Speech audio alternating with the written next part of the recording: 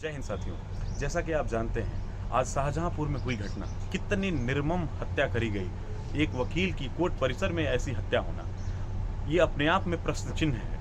वो कैसा कि जो व्यक्ति इस कॉन्स्टिट्यूशन को, इस भारतीय संविधान को रक्षा करने के लिए, इसके द्वारा प्रदत्त जो अधिकार हैं उनकी रक्षा करने के लिए वहाँ पे कोर्ट में खड़ा रहता है, और वैसे व्यक्ति की हत्या कर देना अपने आप में बहुत बड़ी चीज़ है। आखिर इस संविधान का रखवाला है कौन?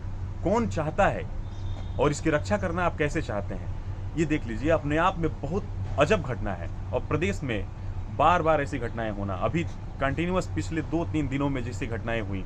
लखनऊ में सीएम आवास के पास अजीत सिंह को 30 गोलियां मारी जाती हैं, 30 बुलेट एक व्यक्ति को। कितना टाइम मिला? हमारी पुलिस क्या थी, हमारा प्रशासन कहाँ था, उस पर इनका स्टैंड क्या है, ये मैं जानना चाहता हूँ। देखिए, बिजनौर की जो घटना हुई, बिजनौर में भी ऐसे ही निर्मम हत्या करी गई जिसमें 9 गोलियां मारी गई। ये ऐसी घटनाएं बार बार होना, पूरे प्रदेश में एक आतंक का माहौल बना हुआ है। आखिर सरकार चाहती क्या है, कैसे चलाना चाहती है? क्या यही राम राज्य है? क्या यही राम राज्य के सपने महात्मा गांधी ने देखे थे?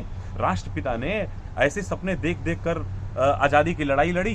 क्या वो यही बात सही है? यही हम उनको, उनकी जो परिकल्पनाओं को सही कर रहे हैं? नहीं, इस पे सरकार का स्टैंड देना चाहिए, और सरकार का स्टैंड क्या है ये हमको बताना चाहिए। हम अपने मौलिक अधिकारों की रक्षा नहीं कर पा रहे हैं। मौलिक अधिकारों को रक्षा कराने वाले ही हमारे सामने रक्षक जो है, हमारा भक्षक बन के खड़ा है। कैसे हम कर सकते हैं? मौलिक अधिकारों में जो चीज़ें दी गई है, जितने आर्टिकल में बात करी गई है 19 से लेकर 22 तक, 19 आर्टिकल में 19 से लेकर 22 तक जो अधिकार हमको दिए गए हैं, क्या उसकी रक्षा हम कर पा रहे हैं? नहीं कर पा रहे हैं। आज हम बलिया में हैं और 144 यहाँ पे लागू है। सरकार का क्या स्टैंड है? प्रशासन का? प्रशासन अपने स्टैंड दे रहा है कि किसानों का जो आंदोलन चल रहा है उससे यहाँ पे कानून व्यवस्था भंग हो सकती है। क्या ऐसा हो सकता है? पिछले 10 महीनों से किसान इस मुद्दे पे, इसी 3 काले कानून के विरोध में अनशन पे है। सरकार के कान में जू तक नहीं रेंगती है। क्या यही स्टैंड है?